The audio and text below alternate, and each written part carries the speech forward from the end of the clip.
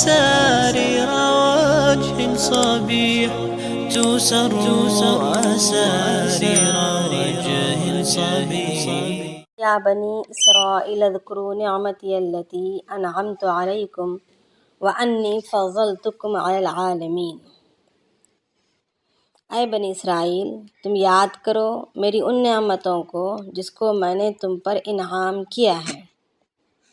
وَأَنِّي فَضَّلْتُكُمْ عَلَى الْعَالَمِينَ، اور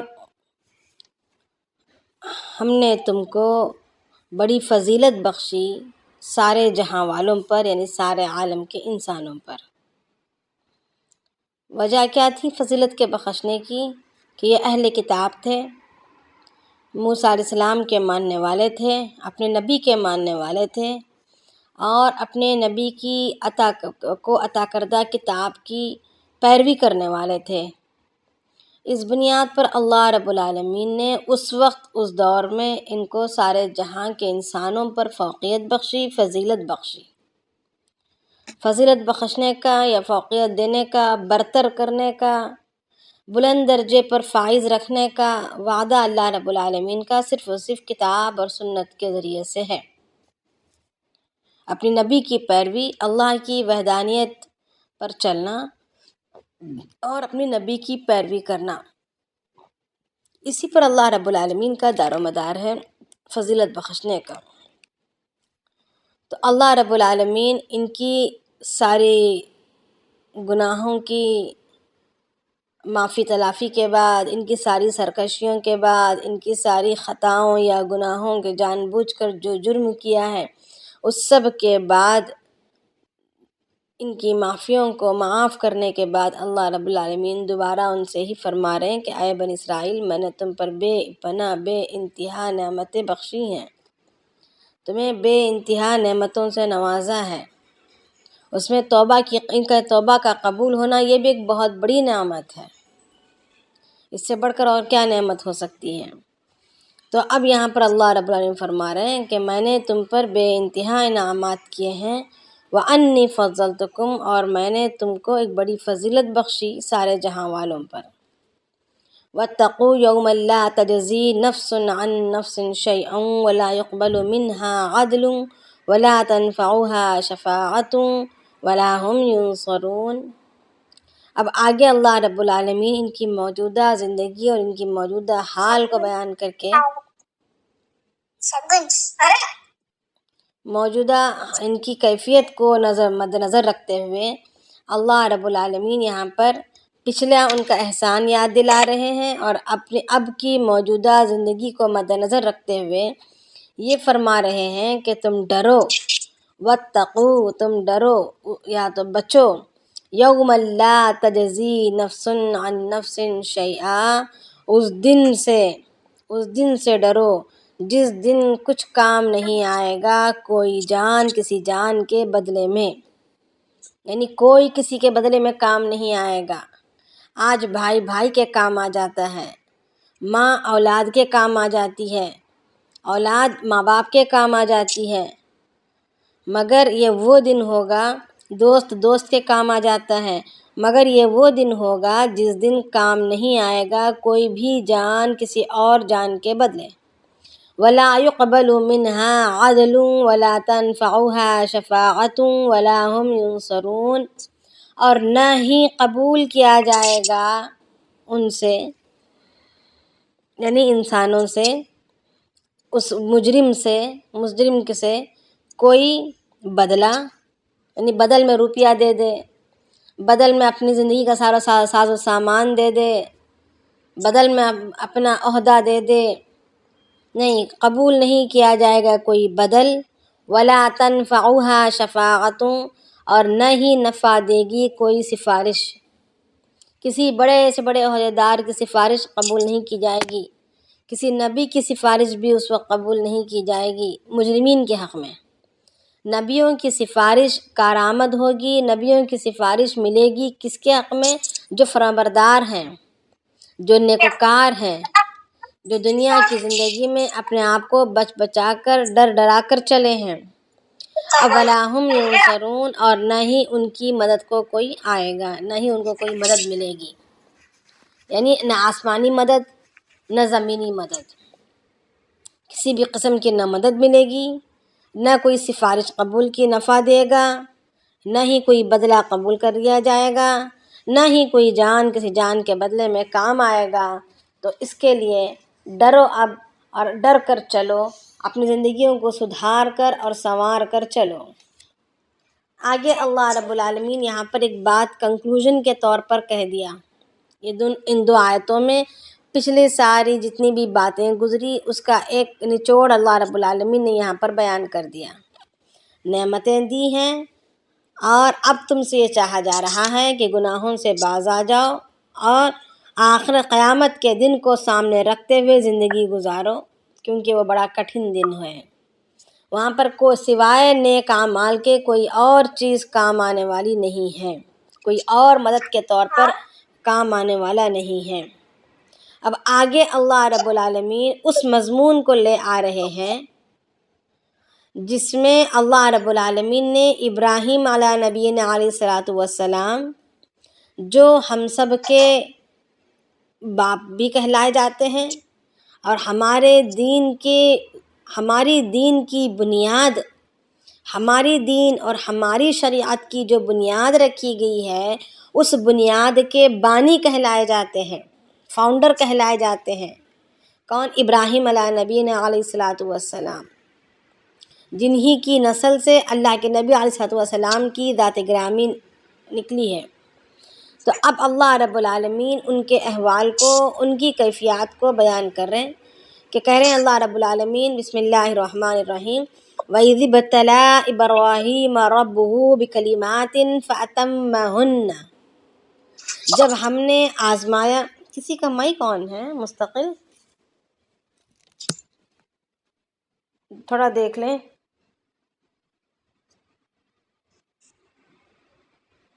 ذرا بند کر لیں جس کسی کا بھی مائک آن ہے۔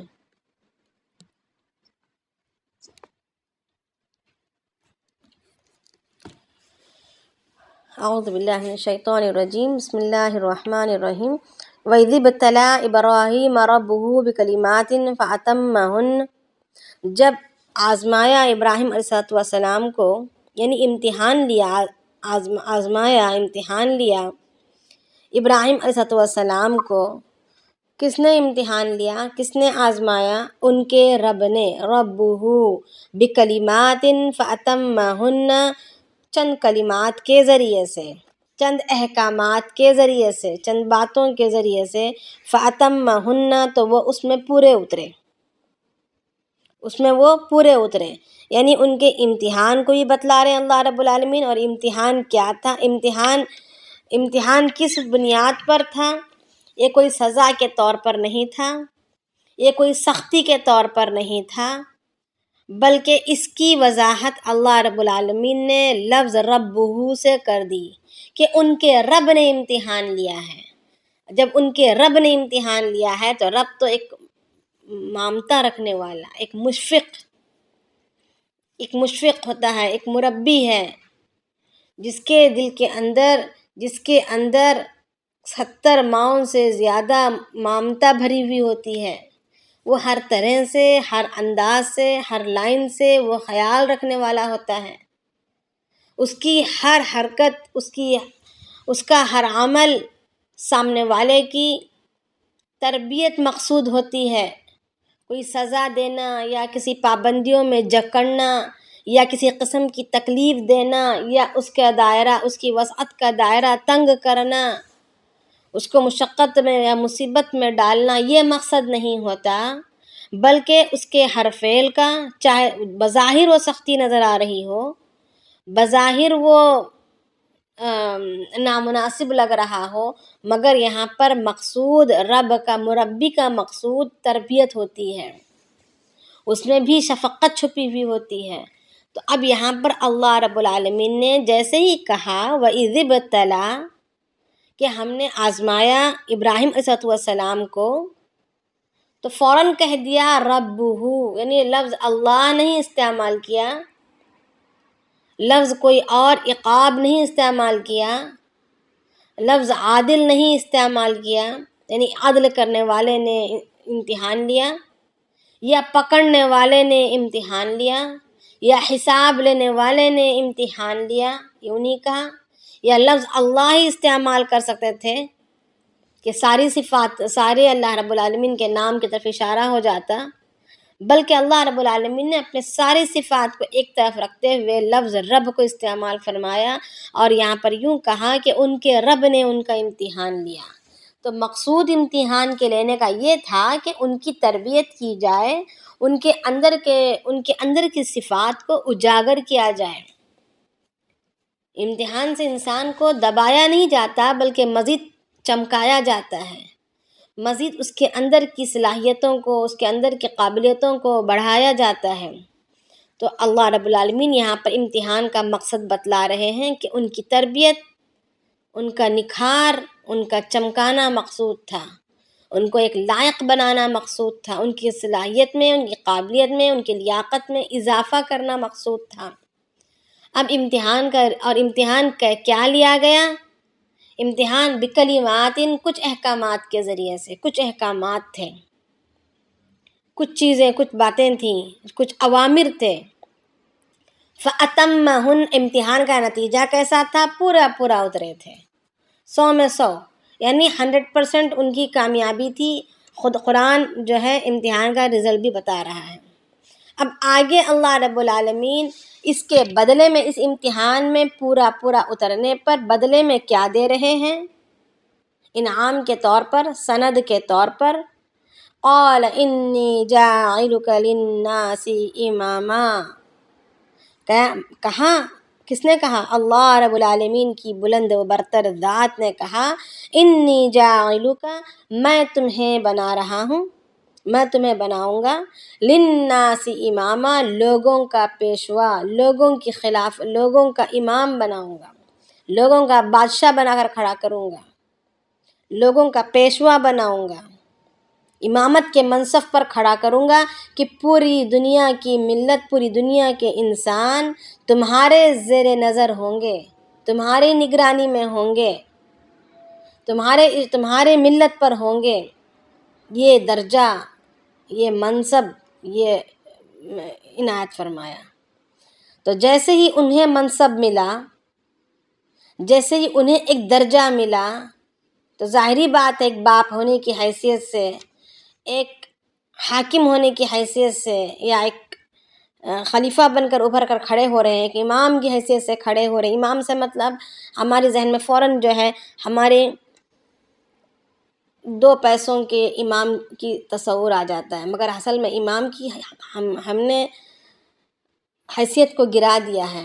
امام تو اللہ کے نبی شریعت میں امام اس کو بنائے جانے کا حکم ہے جو ساری اس ارد گرد کے، اس ماحول کے سابوں سے افضل اور عمدہ ہو. یہاں تک کہا جاتا ہے کہ سب سے زیادہ خوبصورت ہو، سب سے زیادہ پڑھا لکھا ہو، سب سے زیادہ ذہین اور قابل و صلاحیت والا ہو، سب سے زیادہ علم رکھنے والا ہو. اور اگر علم رکھنے والے بہت سارے ہیں، صلاحیت والے بہت سارے ہیں، قابلیت والے بھی بہت سارے ہیں، تقوی والے بھی بہت سارے ہیں، تو پھر اس کی جسمانی کیفیات کو دیکھو کہ اس کا سر بڑا ہو، اس کے اندر خوبصورتی ہو. اگر وہ بھی بہت سارے اگر نکل آ رہے ہیں تو پھر دیکھو کہ کس کی بیوی زیادہ خوبصورت ہے، تاکہ اس کی نگاہ کی حفاظت اتنے پیمانے تک ہو رہی ہوگی. یعنی ہر قسم سے، ہر انداز سے چن کر چھانٹ کر امامت کے منصب پر کھڑا کیا جاتا ہے کہ اس سے بڑا ہوا کوئی اس علاقے میں نہ ہو، وہ امام بننے کے لائق ہوتا ہے. اللہ کے نبی علیہ السلام کی زندگی میں تو صرف اور صرف اللہ کے نبی علیہ السلام ہی امامت کے منصب پر کھڑے ہوتے تھے. اللہ کے نبی علیہ السلام کے جانے کے بعد خلیفاؤں کا یہ درجہ تھا، یہ منصب تھا کہ خلیفہ یا جو امیر رہتا اس علاقے کا، یا گورنر رہتا جو اس علاقے کا، وہ امامت کی منصب پر کھڑا ہوتا تھا.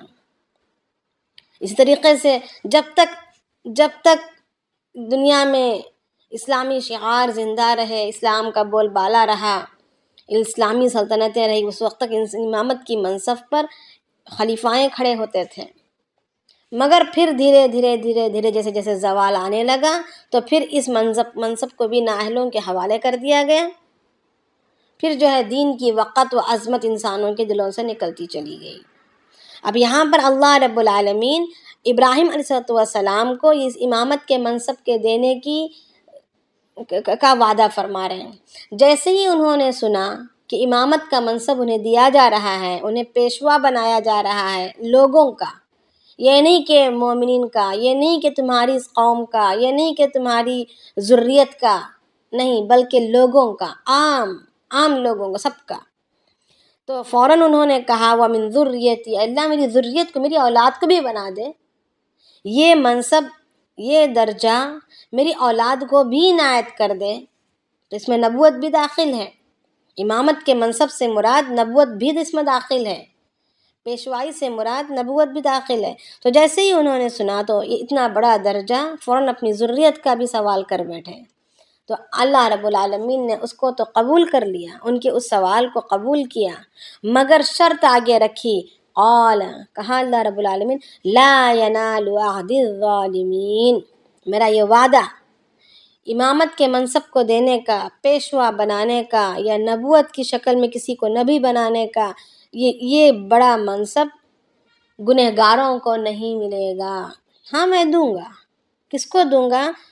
صلحاء کو دوں گا، متقین کو دوں گا، تمہارے ہو بہو نقش قدم پر چلنے والوں کو، جن کلمات سے تمہیں آزمایا گیا ہے، بکلمات، چند کلمات سے تمہیں آزمایا گیا ہے، اور تمہارے نقش قدم پر چلنے والوں کو ضرور عنایت کروں گا، مگر ظالمین یعنی جنہوں نے اپنے آپ پر ظلم کیا ہے، گناہوں پر گناہ کما کر اپنے آپ کو ظالم بنا لیا ہے، ان کو میرا وعدہ نہیں پہنچے گا۔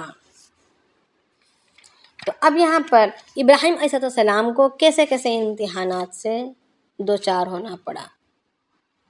سب سے پہلے ابراہیم علیہ السلام تو ایک بت پرست قوم میں پیدا ہوئے تھے، اور ان کے باپ آزر کے ہی کیفیت یہ تھی کہ وہ بتوں کو تراش کر پتھر سے بنایا کرتے اور ابراہیم علیہ السلام کے حوالے کرتے کہ اس کو لے جا کر بیچ کر آؤ۔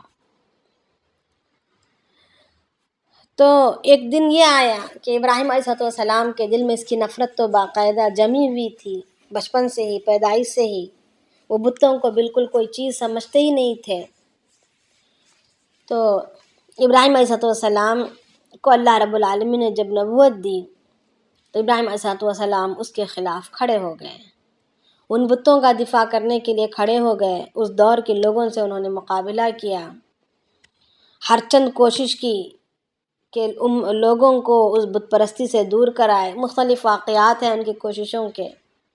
بہرحال ان کی اس کوششوں کے نتیجے میں بات پھیل گئی، نمرود بادشاہ نے ان کے لیے آگ تیار کیا، ان کو تاکہ زندہ جلا دیا جائے۔ تو وہ آگ 6 مہینے تک جلائی گئی، بھڑکائی گئی، اور اتنی بڑی آگ تھی کہ اس کے قریب تو کوئی جا ہی نہیں سکتا تھا۔ دور سے بھی اگر کوئی کئی فٹ کی اونچائی سے بھی اگر کوئی پرند اس پر سے گزرتا تو وہ جل کر وہ اسی میں گر جاتا، جل کر راکھ ہو جاتا۔ اب ان کو ابراہیم علیہ نبی نے علیہ السلام کو اس آگ میں کیسے ڈالا جائے، کون لے جا کر ڈالے گا؟ تو اس کے لیے منجنیق نام کی ایک مشین کو بنایا گیا، ایک آلے کو تیار کیا گیا، جس میں ابراہیم علیہ السلام کو بٹھا کر ان کے کپڑے اتارے گئے اور ان کو مادرزاد ننگا کر کے اس منجنیق پر بٹھا کر آگ میں پھینکا گیا۔ تو یہ واقعہ تو بہت ہی زیادہ مشہور ہے کہ ہر قسم کے ہر ذمہ دار فرشتے آئے، ہواؤں کا فرشتہ آیا، پانی کا فرشتہ، بادلوں کا فرشتہ آیا، ہر کوئی آتے رہے اور آ کر ابراہیم علیہ السلام سے سوال کرتے رہے، درخواست کی کہ آپ حکم دیں کہ ہم بادلوں کو برسا دیں، آگ بجھ جائے، آپ حکم دیں ہم ہواؤں کو چلا دیں، آگ بجھ جائے، اس طریقے سے۔ مگر ابراہیم علیہ السلام نے ہر ایک کا انکار کیا کہ نہیں، مجھے کسی کی ضرورت نہیں ہے، اور ابراہیم علیہ السلام صرف اور صرف حسبنا اللہ کہتے رہے، حسبنا اللہ و نعم الوکیل، یعنی میرا اللہ میرے لیے کافی ہے، یعنی براہ راست درمیان میں کسی وسیلے کو نہیں چاہا، درمیان میں کسی کے ذریعے سے نہیں، بلکہ براہ راست اللہ سے مدد طلب کی، اللہ ہی کو پکارتے رہے، درمیان میں کسی کو نہیں لائے۔ یہاں تک کہ جبریل علیہ السلام بھی آئے، ان کا بھی انکار کر دیا، اور صرف و صرف خالص ہو کر اللہ رب العالمین کو پکارا۔ یہ ان کا پہلا امتحان تھا۔ تو جب انہوں نے پکارا تو اللہ رب العالمین نے حکم دیا، قلنا یا نار کونی بردا وسلاما علی ابراہیم، کہ اللہ تعالیٰ فرماتے ہیں کہ ہم نے کہا اے آگ تو ٹھنڈی ہو جا ابراہیم کے لیے سلامتی کے ساتھ۔ یعنی اگر صرف ٹھنڈی کہہ دیتے اور سلامتی کا لفظ استعمال نہ کرتے، سلامن کا لفظ استعمال نہ کرتے، تو آگ اتنی ٹھنڈی ہو جاتی کہ برف کی مانند ٹھنڈی ہو جاتی۔ اب برف کی مانند ٹھنڈی ہو جاتی تو پھر یہ بھی ایک قسم کا عذاب بن جاتا، یہ بھی ایک قسم کی تکلیف کی چیز بن جاتی۔ جیسے جہنم میں زمہریر نام کا عذاب ہے، جس میں ٹھنڈک کا عذاب ہوگا، جیسے ٹھنڈک سے تڑپا کر مارا جائے گا، یعنی عذاب دیا جائے گا۔ تو یہاں پر اللہ رب العالمین نے جیسے ہی کہا یا نار کونی بردا وسلاما علی ابراہیم، تو روایتوں میں آتا ہے کہ دنیا میں جتنی بھی آگیں تھیں، پوری دنیا میں جتنی بھی آگ تھی، ہر آگ ٹھنڈی پڑ گئی، یہاں تک کہ نمرود کا جلایا ہوا آگ بھی ٹھنڈا پڑ گیا۔ اور ابراہیم علیہ السلام فرماتے ہیں کہ اس آگ میں وہ 40 دن رہے، اور کہتے ہیں کہ اتنا زیادہ مزہ مجھے کہیں اور نہیں آیا جتنا اس آگ میں مزہ آیا۔ یعنی وہ آگ ان کے لیے گلے گلزار بن گئی، ایک باغ کی شکل میں ہو گئی، اور وہ براہ راست صحیح و سالم 40 دن بعد اس آگ سے نکل آئے۔ پھر دوسرا امتحان کیا رہا؟ دوسرا امتحان یہ رہا کہ ملک شام میں ابراہیم علیہ السلام آ کر بسے ہوئے تھے، تو انہیں حکم دیا کہ تم اپنے پیرانہ سالی کی عمر میں، بڑھاپے کی عمر میں، جو ایک بچہ ہوا تھا اسماعیل نام کا، تو اسماعیل اس بچے کو، اس نومولود بچہ، گود کا بچہ، اس کو لو اور اپنی بیوی کو لو اور ملک شام سے نکل پڑو۔ تو جبریل علیہ السلام کی رہبری میں ابراہیم علیہ السلام اپنی بیوی اور بچے کو لے کر نکلے۔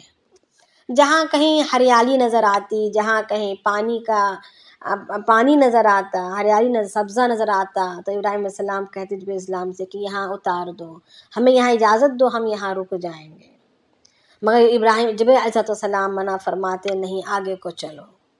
جہاں کمی پانی نظر آتا، سبزہ نظر آتا، ابراہیم علیہ السلام کی درخواست رہتی کہ ہمیں یہاں اتار دو، کیونکہ بچہ ساتھ ہے، بیوی ساتھ ہے، پانی رہے گا، سبزہ رہے گا، ایک گزارے کا ایک ذریعہ ہوگا۔ پھر لوگ بھی آتے جاتے ہوں گے، قافلے آئیں گے، قافلے ٹھہریں گے، پھر ایک قسم کی آبادی ایک ہو جائے گی۔ مگر ابراہیم علیہ السلام چلتے رہے لے کر، اور ایسے جنگل بیاباں جہاں پر دور دور تک پانی کا کوئی نام و نشان نہیں، آبادی کا کوئی نام و نشان نہیں، ہریالی تو نام کو نہیں، ایسے مقام پر لے جا کر کھڑے ہونے کا حکم دیا، جہاں پر اللہ رب العالمین کو مستقبل میں ایک شہر آباد کرنا تھا، جو مکہ معظمہ کے نام سے مشہور ہونا تھا۔ تو ابراہیم علیہ السلام ایسے فرما بردار تھے کہ کوئی سوال نہیں۔ اب بیوی اور بچے کے ساتھ وہاں اتر گئے اور رہنا چاہا، تو اللہ رب العالمین نے حکم دیا کہ تمہیں رہنا نہیں ہے، تمہیں ملک شام واپس لوٹنا ہے، بیوی اور بچے کو یہاں پر چھوڑنا ہے۔ تو ابراہیم علیہ السلام نے کوئی بغیر چوں و چراں کیے اور اتنی بھی دیر نہیں کی کہ بیوی کو بتا دے، فوراً نکل گئے۔ اب ان کا نکل کر جانا دیکھا تو حضرت علیہ السلام پیچھے دوڑی، پکارنے لگیں کہ کہاں جا رہے ہو، ہمیں چھوڑ کر کہاں جا رہے ہو؟ تو کوئی جواب نہیں دیا۔ تو حضرت علیہ السلام نے پھر پیچھے سے پکار کر کہا کہ کیا اللہ کا یہ حکم ہے کہ ہمیں چھوڑ کر جائیں؟ تو ہاں میں سر ہلایا۔ تو حضرت علیہ السلام نے کہا کہ جب اللہ کا حکم ہے تو آپ جائیے، اللہ ہمیں ضائع نہیں کرے گا۔ یہ ایک عورت کا ایمان تھا، جو چھوٹے سے گود میں دودھ پیتے بچے کو لے کر رکنے پر ان کے یہ کیفیات تھیں، دل کے اندر کے احساسات تھے کہ ہمارا اللہ ہمیں ضائع نہیں کرے گا۔ پھر کچھ دن گزرے، جو توشہ تھا ساتھ میں کھجور کا یا پانی کا، جو بھی توشہ تھا وہ ختم ہو گیا، بچے نے پیاس کی شدت میں بھوک سے تلملانے لگا، رونے لگا، تو خواجہ علیہ السلام نے صفا اور مروہ کی پہاڑی پر دوڑ لگائی پانی کی تلاش میں کہ کہیں دور سے قافلہ جاتا ہوا نظر پڑے تو میں بھاگ کر جاؤں اور اس قافلے سے تھوڑا پانی مانگ کر لاؤں، کچھ کھانے کی چیز مانگ کر لاؤں۔ مگر اس جنگل بیاباں میں قافلے تو دور کی بات، کوئی پرند بھی اڑتا ہوا نظر نہیں آتا تھا۔ تو جب 7 دفعہ انہوں نے چکر کاٹا اور نا امید ہو کر جب بچے کے پاس واپس لوٹی تو پھر اللہ رب العالمین نے جبریل علیہ السلام کو حکم دیا کہ اس بچے کے پر کے نیچے، ایڑی کے نیچے پر مارو، اور وہاں سے پانی کا چشمہ ابل پڑا۔ تو اس پر جو ہے جیسے ہی پانی کا چشمہ جیسے ہی ابلنے لگا اور خواجہ علیہ السلام نے دیکھا تو فوراً زم زم زم زم کہنے لگی، یعنی رک جا رک جا، اور وہاں پر ایک منڈیر بنا دی تاکہ پانی کو رکا لے۔ پھر اس کے بعد وہاں پر پانی، اللہ رب العالمین نے وہ پانی کوئی معمولی عام پانی نہیں تھا، بلکہ اللہ رب العالمین نے اس کے اندر بے انتہا اور بے پناہ کیفیات اور اس کے اندر برکتیں رکھی تھیں۔ تو پھر یہ ایک سلسلہ بنا لوگوں کے آنے کا، وہاں پہلے تو جانور آنے لگے اس پانی کے خاطر، پھر اس کے بعد انسان جانوروں کا آنا دیکھا، جانوروں کی ریل پھیل دیکھی تو پھر انسان بھی پہچان گئے، پھر انسان بھی آنے لگے۔ اس طریقے سے پھر لوگ آئے، بسے، قافلے آئے، بسے، تو پھر ایک شہر کی طرح بن چکا۔ اور اسماعیل علیہ السلام تقریباً 6 یا 7 سال کے، یعنی کچھ کام کرنے لگے، کچھ والدین کی فرمانبرداری کرنے لگے، ماں کے اشارے پر کچھ لانا دینا، اٹھنا جانا آنا کچھ کرنے لگے۔ 6-7 سال کی عمر، بڑی پیاری سی، بڑی خوبصورت عمر۔ تو اس پر اللہ رب العالمین نے، اس عمر میں اللہ رب العالمین نے حکم دیا کہ اپنے بیٹے اسماعیل کو میرے نام میں ذبح کر دو۔ تو اب پھر کوئی سوال نہیں، تیسرا امتحان تھا۔ تو کہتے ہیں کہ اس بچے کو لیے اور امتحان کے پورا کرنے کے لیے چلے، تو بچے سے کہا یا بنی انی ارا فی المنام، کہ اے میرے بیٹے میں نے دیکھا ہے خواب میں کہ میں تمہیں ذبح کر رہا ہوں۔ تو فانظر ماذا تری، تو آپ بتاؤ تمہارا کیا خیال ہے؟ تو بیٹے نے کہا، اس بچے نے کہا یا ابتی افعل ما تؤمر، کہ اے میرے ابو تم کر گزرو اس کو جس کا تمہیں حکم دیا گیا ہے۔ ستجدنی انشاء اللہ من الصابرین، عن قریب آپ ضرور مجھ کو اللہ کے حکم سے، اللہ نے اگر چاہا تو مجھے صبر کرنے والوں میں سے پائیں گے۔ کتنے عمدہ انداز سے ایک سوال اور باپ اور بیٹے کے درمیان کا ایک سوال جواب ہے، کتنی فصاحت اور بلاغت کے ساتھ، کتنی سوجھ بوجھ ان کے اندر، کتنی صلاحیتیں ان کے اندر، کتنی قابلیتیں ان کے اندر، حالانکہ آج کی طرح کا ترقی یافتہ دور نہیں تھا، اتنی زیادہ لکھائی پڑھائی نہیں تھی، مگر تہذیب ان کے اندر زیادہ تھی، ان کے بچوں کے اندر بھی تہذیب تھی، تمدن تھا، ایک شعور تھا، ایک میچورٹی تھی۔ آج ہمارے 6-7 سال کے بچوں کے اندر کہاں میچورٹی؟ ایسی عمدہ میچورٹی کہاں سے لائیں ہم؟ اس لیے کہ ہم نے ہماری غذاؤں کو پلید کر لیا ہے، ہم نے ہمارے ماحول کو پلید کر لیا ہے، ہمارے دل اور دماغ کی سوچ کو پلید کر لیا ہے، تو بچوں کے ذہنوں میں کے اندر وہ شعور کیسے پیدا ہوگا؟ جو ہمارے جسم سے جو بچے نکلیں گے ان کے اندر وہ اثرات کہاں سے آئیں گے؟ تو اس کے بعد اللہ رب العالمین بس ہمیشہ قربانی مانگتے ہیں مگر لیتے نہیں ہیں، دیکھتے ہیں کہ بندہ اس قربانی کو دینے کہاں تک جاتا ہے، بس دیکھتے ہیں، لیتے نہیں ہیں قربانی، صرف مانگتے ہیں۔ پھر اللہ رب العالمین نے فدیے کے طور پر جنت کا خردمبہ اتارا اور وہ ذبح ہو گیا، یہ واقعہ تفصیل سے تو سب کو پتہ ہے۔ تو بہرحال جب یہ تینوں امتحان سے جب یہ کامیاب ہو گئے تو اللہ رب العالمین نے انہیں کہا کہ میں تمہیں امام بنانے والا ہوں۔ روایتوں میں آتا ہے کہ دین اسلام، ملت ابراہیمی یعنی دین اسلام جو ہے اللہ رب العالمین نے 10 باتوں کے اندر مضمر کر کے رکھے ہیں، 10 باتوں کے اندر رکھا ہے، 10 باتوں میں چھپا رکھا ہے، اور وہ 30 باتوں کے اندر چھپا رکھا ہے۔ 30 باتیں ہیں، 30 کام ہیں جس کا حکم اللہ رب العالمین نے ابراہیم علیہ السلام کو بھی دیا، اور ابراہیم علیہ السلام یہ 3 کے علاوہ 30 اور کام جو دیے گئے وہ 30 کاموں کو بجا لایا کرتے تھے، یہ ان کی صفت بن چکی تھی، ان کی فطرت بنا دی گئی، اور اسی فطرت کو اللہ رب العالمین نے قیامت تک آنے والی امت تک کے لیے، قیامت تک آنے والی بندوں کے لیے نجات کا ذریعہ بنا دیا۔ ان 30 صفات کو اپنانا، 30 کاموں کو کرنا، 30 خصلتوں کو اپنانا، اور اس میں سے کچھ خصائل ہیں جو خاص ہیں، جیسے خاص بولے جاتے ہیں، خاص عام ہیں، ہر ایک کی ذہن میں، ہر ایک کی زبانوں میں پتہ ہے، جو ابراہیم علیہ السلام سے چلتے ہوئے آئے ہیں، جانتے ہیں، ہر کوئی جانتا ہے نا۔ 10 خصائل کیا ہیں جو ابراہیم علیہ السلام سے ہو کر آ رہے ہیں؟ کوئی بتا سکتے؟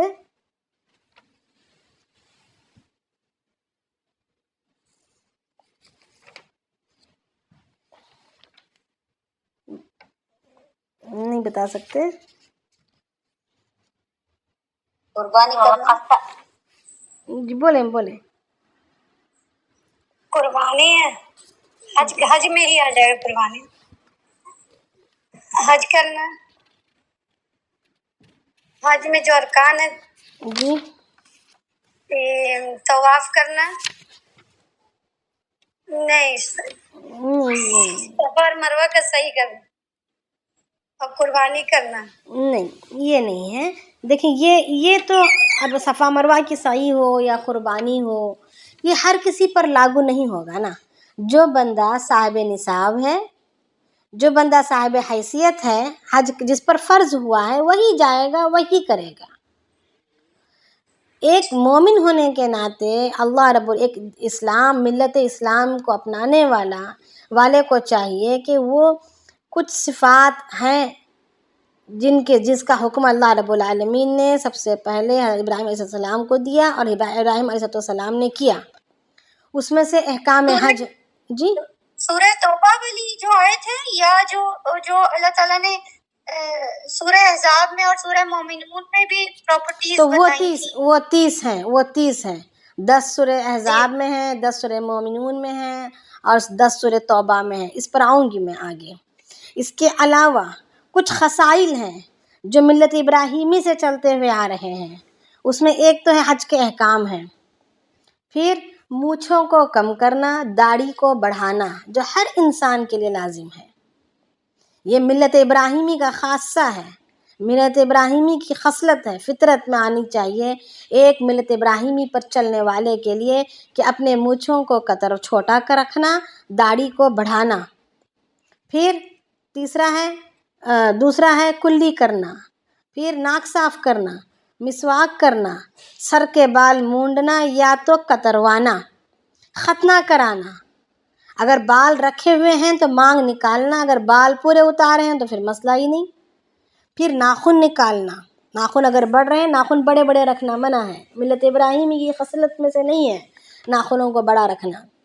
پھر زر ناف کے بال اتارنا، بغل کے بال اتارنا، اور پیشاب یا پاخانے سے استنجا کا کرنا، جمعہ کے دن غسل کا کرنا، طواف کا کرنا، اور اسی طریقے سے اور صفا مروہ کے درمیان سعی کرنا، رمی جمار کرنا، اور طواف زیارت کا کرنا۔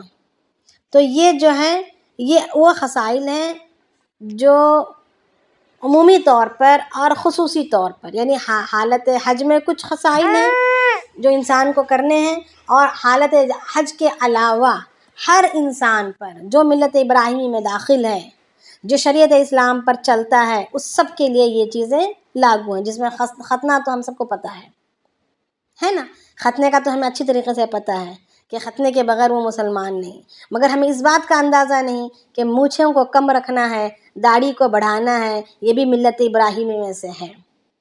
کلی کرنا، ہمیشہ ناک صاف کرتے رہنا، مسواک کرنا، یہ سارے کے سارے جو چیزیں ہیں یہ سب ملت ابراہیمی کے خصائل ہیں۔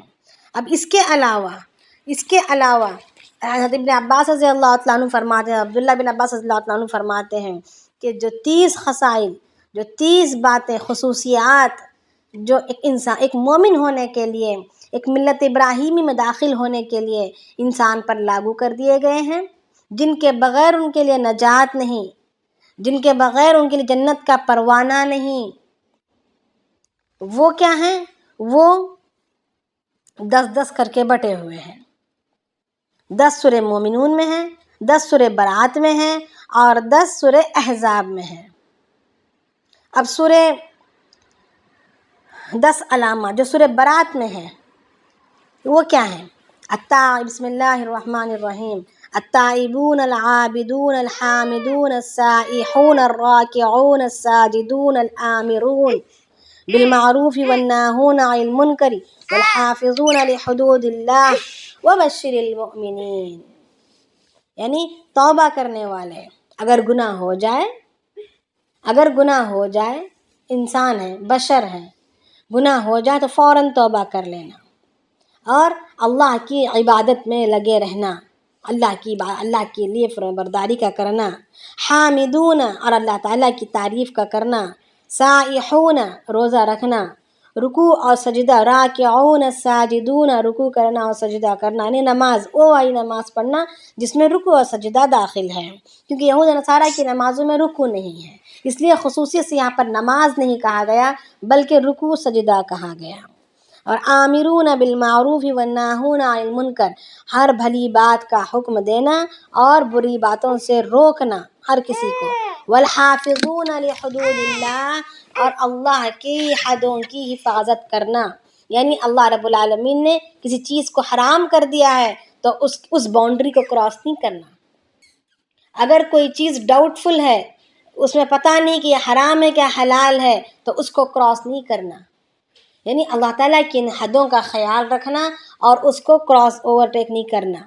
تو اب ایسوں کے لیے اللہ رب العالمین فرما رہے ہیں، ایسے مومنین کے لیے آپ خوشخبری سنا دیں، وبشر المؤمنین، تو مومنین کے لیے خوشخبری سنا دیجیے۔ اب سورہ مومنون میں اللہ رب العالمین نے 10 بتلا دیے ہیں۔ جی السلام علیکم۔ وعلیکم السلام۔ سورہ کا نام کیا بولے آپ؟ سورہ برات یعنی سورہ توبہ جس کو بولا جاتا ہے۔ اچھا، سورہ توبہ۔ اور سورہ مومنون کی 10 صفات جو قد افلح المؤمنون الذین هم فی صلاتهم خاشعون، یعنی تحقیق کے کامیاب ہو گئے مومن۔ کون سے مومن؟ الذین، وہ مومن جو اپنی نمازوں میں خشوع رکھنے والے ہیں، نماز پڑھتے نہیں بلکہ نمازوں کے اندر خشوع ہے۔ والذین ہم عن اللغو معرضون، نمازوں کی خشوع کے بعد دوسرے نمبر پر اللہ رب العالمین لا رہے ہیں کہ یہ وہ لوگ ہیں، کون؟ جو فضولیات سے پرہیز کرتے ہیں، فضولیات سے بچتے ہیں، فضول دیکھنا ہو، فضول بولنا ہو، فضول گھومنا پھرنا ہو، فضول ہر فضول اپنی 24 گھنٹے والی زندگی میں، اپنی زندگی میں ہر عمل یا ہر بول یا ہمارا ہر دیکھنا یا ہمارا ہر سننا یا ہمارا ہر سوچ، ہر چیز جو فضول ہو اس سے بچ رہے ہوں، فضول کو چھوڑ رہے ہوں، صرف ضروریات اور اللہ کے حکم کی پابندی میں لگے ہوں۔ تو والذین هم عن اللغو معرضون، یعنی جو فضولیات سے اعراض کرنے والے ہیں۔ والذین هم للزکاة فاعلون، اور وہ جو اپنے اعمال کا تزکیہ کرتے ہوں، اپنے دل کی صفائی، اپنے دلوں کی صفائی، پاک مانج کر اس کو پاک کرنا، حسد سے، کینے سے، بغض سے، ہر طرح کی گندگیوں سے اپنے دلوں کو پاک کرنا، مانج کر پاک کرنا۔ مانجنے میں کیا ہے؟ مشقت ہوتی ہے۔ یہاں پر مانج کر پاک کرنا کیوں بولا جا رہا ہے؟ للزکاتی، طہارت، پاک کرو یعنی طاہر کرو، طہارت حاصل کرو نہیں بولا گیا، دھو نہیں بولا گیا، دور ہو جاؤ بچو نہیں بولا گیا، بلکہ مانج کر پاک کرو کا لفظ استعمال کیا گیا ہے، اس لیے کہ اس میں مشقت ہے، اور دلوں کے اندر سے بھی یہ برائیوں کے نکالنے میں مشقت ضرور ہے، ضرور مشقت ہے۔ مشقت کے بغیر یہ چیزیں حاصل نہیں ہوتی۔ بغیر غیبت کیے اپنی زبان کو روکے رکھنا، کسی کے بارے میں کینہ لائے بغیر اپنے دل کو بچائے رکھنا، سامنے والے کی غلطی کے باوجود اپنی تذلیل کو یا تو اپنی ذلت کو برداشت کرتے ہوئے خاموش رہنا اور اس سے خوش اخلاقی سے پیش آنا، یہ بہت بڑی بھاری باتیں ہیں، اس میں مشقت ہوتی ہے۔ تو یہی مشقتوں کے ساتھ اپنے دل کو آراستہ کرنا اور اس کو اپنے دل کو اس کا عادی بنانا، للزکاۃ فاعلون۔ پھر آگے اللہ رب العالمین فرما رہے ہیں والذین هم لفروجہم حافظون، اور اپنی شرمگاہوں کی حفاظت کرنا۔ شرمگاہوں کی حفاظت کرنے سے مراد ڈھکڈھکائے رکھنا نہیں، یہ ایک کیفیت کا نام ہے، ایک کیفیت ہے۔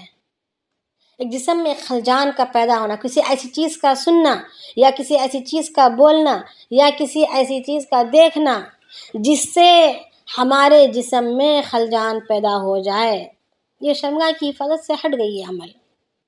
اب یہ کسی کوئی نہیں جانتا، ہماری دلی کیفیت، ہمارے ذہنی کیفیت کو کوئی نہیں جان سکتا، یہ انسان خود اپنے آپ پر غور کرنا ہے، اپنی نسلوں کو سمجھانا اور بتانا ہے کہ حفاظت کیسی ہونی چاہیے۔ حفاظت سے مراد یہ نہیں کہ گندگی میں اتر جائے، وہی صرف حفاظت نہیں، وہی گندگی کا عمل نہیں، بلکہ اللہ کے نبی صلی اللہ علیہ وسلم کی حدیث ہے، اللہ کے وسلم فرماتے ہیں آنکھ کا بھی زنا ہے، کان کا بھی زنا ہے، زبان کا زنا ہے، دل کا زنا ہے، ہاتھ اور پیر کا زنا ہے، یعنی ہر ایسی وہ حرکت جس سے ہمارے اعضاء میں خلجان پیدا ہو جائے، یہ زنا میں شامل ہو گیا۔ تو اس سے بے انتہا پرہیز کرنے والے مومن کہلائیں گے۔ اور الا علی ازواجہم او ما ملکت ایمانہم فانہم غیر ملومین، یعنی مگر اپنی بیویاں اور اپنی لونڈیاں، ان میں کوئی ملامت نہیں۔ فمن ابتغى وراء ذلک، جو کوئی ان کے علاوہ اگر راستہ کوئی تلاش کرے، فاولئک هم العادون، یہی لوگ جو ہے اللہ تعالیٰ سے بغاوت کرنے والے ہیں یا حد سے تجاوز کرنے والے ہیں۔ والذین، اب پھر آگے دوسری صفت بتا رہے ہیں، والذین هم علی صلاتہم یحافظون، اور وہ لوگ جو اپنے نمازوں کی حفاظت کرتے ہیں۔ نمازوں کی حفاظت، اوپر کہا گیا سب سے پہلے نمازوں میں خشوع رکھنے والے، اب کہا جا رہا ہے نمازوں کی حفاظت کرنے والے، یعنی اوقات کی حفاظت ہے، اس کے آداب و مستحبات کا لحاظ ہے، خیال ہے، اول وقت پر پڑھنے کا اہتمام ہے، یہ ساری چیزیں اس میں داخل ہوں گی۔ اولئک هم الوارثون، یہی لوگ وارث ہوں گے۔ والذین یرثون الفردوس، یہ وہی لوگ ہیں جو جنت فردوس کے وارث بنائے جائیں گے، اور وہ اس میں ہم فیہا خالدون، اس میں وہ ہمیشہ رہیں گے۔ تو یہ صفات 10 صفات ہیں۔ یہ لو آپ کا نا آیت نمبر 8 رہے گی، والذین هم لاماناتہم وعہدہم راعون۔ ہاں چھوٹ گیا، غلطی سے چھوٹ گیا، اچھا کیا آپ نے بتا دیا۔ والذین هم لاماناتہم وعہدہم راعون، اور یہ وہ لوگ ہیں، وہ لوگ جو اپنی امانتوں کو اور اپنے وعدوں کو پورا کرنے والے ہیں۔ اس کا خیال رکھنے سے مراد اس کو پورا کرنا، یعنی اگر کوئی سب سے پہلا ہمارا عہد جو ہے، ایک تو امانت ہے، اس میں ایک تو اپنا جسم، خود ہمارا جسم اور ہماری زندگی کی ہر سانس، یہ بھی ایک امانت ہے۔ کس کی امانت ہے؟ اللہ کی امانت ہے، اللہ نے بنا کر بھیجا۔ خالق کس کو کہتے ہیں؟ اللہ تعالیٰ خالق ہیں اور ہم مخلوق ہیں، ہے نا، خالق ہیں اور ہم مخلوق ہیں۔ اب لفظ خالق یہ کیا ہے؟ خالق لفظ کیا ہے؟ کوئی بتا سکتے ہیں؟ خلقت کا خلق کس کو کہتے ہیں؟ پیدا کرنا، بنانا، پیدا کرنا۔ اب بدأ، کل میں نے کہا بدأ نیا پیدا کرنا، یہ بھی پیدا کرنا ہے۔ بدأ کے معنی بدیعن کے معنی بھی نیا بنانا، خالقن کے معنی بھی بنانا، پیدا کرنا۔ اسی طریقے سے اور الفاظ آتے ہیں بنانے میں، جعل کے معنی بھی بنانے کے ہیں۔ تو ان سارے دوسرے تیسرے بنانے کے الفاظوں کے درمیان لفظ اللہ رب العالمین لفظ خالق ہمارے لیے مخلوق کا لفظ استعمال فرماتا ہے کہ میں نے تمہیں پیدا کیا اور تم پیدا ہوئے ہو۔ تو اس سے کیا مراد ہے؟ خلق جو ہے اس پیدا کی ہوئی چیز کو کہتے ہیں جس میں اللہ رب العالمین نے اس کی ضرورتوں کا خیال رکھ کر پیدا کیا ہے۔ دنیا میں جانے کے بعد اس کو کھانے کی ضرورت پڑے گی، دانت بنا دیے، نظام ہضم کی ضرورت پڑے گی، نظام ہضم بنا دیا، بھوک کی پیاس کی یہ ضرورت کو، یہ احساس کو رکھا، جسم کی فراوانی کے لیے، جسم کی سرسبزی و شادابی کے لیے، جسم کے نظام کو چلانے کے لیے بھوک کو رکھا، اب بھوک لگے گی انسان کے اندر تڑپ پیدا ہوگی، پھر انسان کھائے گا تو پھر جسم نشو نما ہوگا، جسم کے سارے ضروریات پورے ہوں گے، اس کی سرسبزی و شادابی میں کام آئے گا، اس کی صحت برقرار رہے گی۔ اب اس کے لیے پھر اللہ رب العالمین یعنی اس طریقے سے ضرورتوں کو ڈھانک دیا۔ اب بھوک کے لیے پھر انسان کمانے کی فکر کرے گا، ضرورت بن جائے گی، کمانا اس کے لیے پھر ضرورت بن گئی۔ جسم کے اللہ رب العالمین نے جلد کو اندر احساسات رکھے، سردی کا، گرمی کا، دکھ کا، درد کا، ہر ایک کا احساس اس کے اندر ہے، تو اس کو اس احساسات کے ذریعے وجہ سے پھر انسان کو مکان کی ضرورت ہے، کپڑے کی ضرورت ہے، گرمی اور سردی کے کپڑے، مکان میں گرمی اور سردی کا انتظام، تو پھر اس کے لیے مکان بنانے کی ضرورت پڑی، کپڑے خریدنے کی ضرورت پڑی، تو اس کے لیے پھر کمائی کرنے کا نظام بنا۔ یعنی اسباب، ایک ضرورت سے دوسری ضرورت پیدا ہو رہی ہے، دوسری ضرورت سے تیسری ضرورت پیدا ہو رہی ہے، پھر اس کے لیے پھر انسان اسباب کو تلاش رہا ہے، اسباب ڈھونڈ رہا ہے۔ تو یہ ایک نظام کے ساتھ پیدائش کے موقع پر ہی اس نظام کو مد نظر رکھتے ہوئے اس نظام کا انتظام کرنا، یہ خالق کی صفت ہے، خالق کی علامت ہے کہ وہ خالق ہے جس نے ہماری ضرورتوں کا خیال رکھتے ہوئے ہمیں پیدا کیا اور ہم مخلوق ہیں۔ آئی نا سمجھ میں بات؟ تو اب اس کی جو بھی چیزیں جو ہمیں اس نے ان ضرورتوں کے پورا کرنے کے طور پر جو بھی چیزیں اس نے ہمیں دی ہیں، آنکھ کی شکل میں ہو یا زبان کی شکل میں ہو یا جسم کے ہر اعضاء، ہر رگ اور ریشے کی شکل میں، یہ کیا ہے؟ یہ ایک امانت ہے۔ پھر یہ زندگی کی یہ سانسیں، یہ بھی امانت ہے۔ ایک تیاری کے لیے ایک میدان ہمیں عنایت کیا گیا، یہ امانت ہے۔ اولادیں عنایت کی گئیں، یہ امانت ہے۔ تو ان امانت میں خیانت کیے بغیر اس کی امانت کا پورا اہتمام کرنا۔ اس طریقے سے پھر آگے کیا ہے؟ عہدہم، یعنی جو وعدے لیے گئے ہیں ان کو، اس کا خیال رکھنا۔ الست بربکم، کیا میں تمہارا رب نہیں ہوں؟ تو کیا کہا؟ بلا، کیوں نہیں، آپ ضرور ہمارے رب ہیں۔ تو پھر اس کی ربوبیت کا لحاظ رکھنا، اس کی فرمانبرداری میں اپنے آپ کو جھکائے رکھنا، اور اس کے بعد پھر بندوں کے درمیان، اپنے ارد گرد کے درمیان، اپنے خاندان کے درمیان حقوق کی ادائیگی میں امانتوں کا خیال، اور اس طریقے سے کیے ہوئے وعدوں کا خیال، یہ ساری باتیں پھر اس میں آئیں گی۔ یعنی اللہ سے چلتے ہوئے یہ امانت اور وعدے اللہ سے ہوتے ہوئے بندوں تک، اسی طریقے سے پھر بندوں سے ہوتے ہوئے جانوروں تک، ہر چیز تک جائیں گے۔ اس کا پیمانہ، اس کا دائرہ بہت بڑا ہے۔ امانت کا ادا کرنا اور وعدوں کا پورا کرنا، اس کا دائرہ بہت بڑا ہے۔ یہ اللہ سے شروع ہوگا اور ہمارے ارد گرد کی پھیلی ہوئی ساری چیزوں تک چلے گا۔ جیسے مثال طور پر اگر گھر میں کوئی چیز ہے اور ہم نے اس کی صحیح دیکھ بھال نہیں کی، اس کو یوں ہی ڈال رکھا، تو یہ ہم نے اس کا حق ضائع کیا۔ اللہ نے ہمیں ایک چیز دی تھی، اس کی ہم نے صحیح طریقے سے رہنمائی یا اس کی خبرگیری نہیں کی اور وہ ضائع ہو گیا، تو پھر کل قیامت میں ہم اس کے بارے میں سوال کیا جائے گا۔ حالانکہ بظاہر دکھنے میں ہم پیسے دے کر لا رہے ہیں یا کسی اور نے ہدیے میں دیا ہے، مفت میں چیز ملی ہے، مگر بظاہر دکھنے میں ایسی ہے، مگر چیز پہنچی تھی اللہ ہی کے ذریعے سے۔ تو یہ والی بات۔ اور سورہ احزاب میں 10 باتیں ہیں۔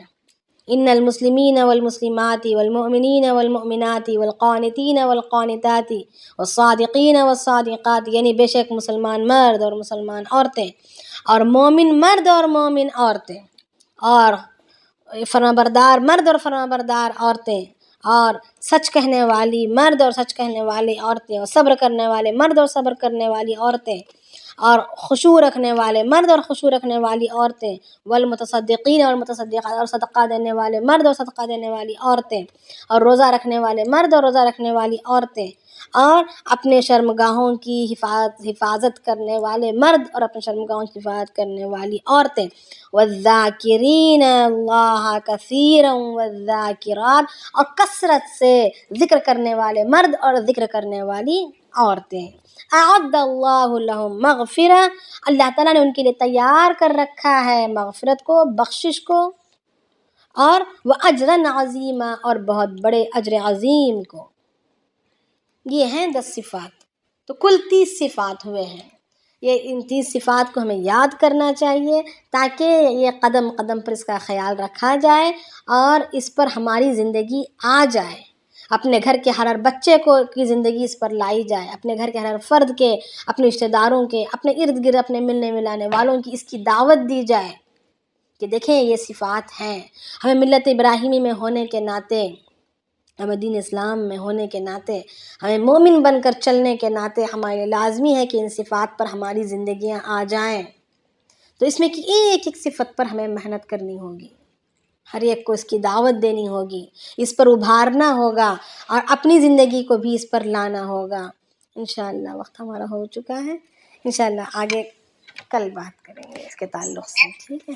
میم اس کی آیتیں بتا دیں گے تو پلیز آیت نمبر اگر بتا دیں گے۔ آیت نمبر سورہ احزاب کی آیت نمبر 33 اور 35 ہے، اور 35 مطلب انگلش میں بولیں تو 33 to 35۔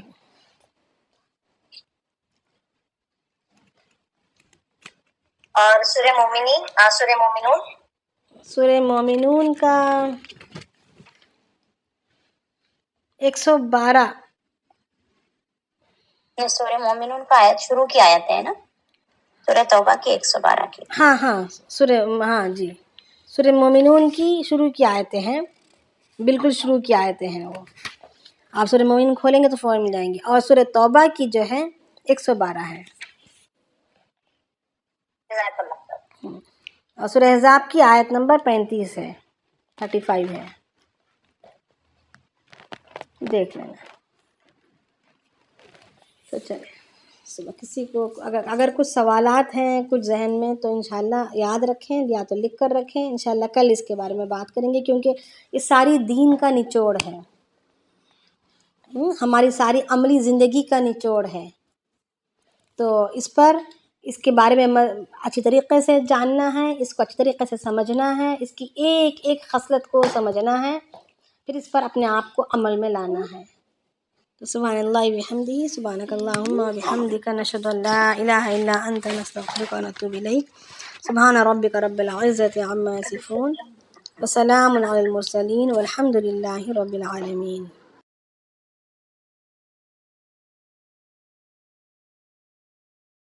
تقال العثار العظام به، ويغدو الهوى ككبش ذبيح، بذكر الإله تطيب الحياة، تسر أسارير وجه صبيح، تسر أسارير وجه صبيح.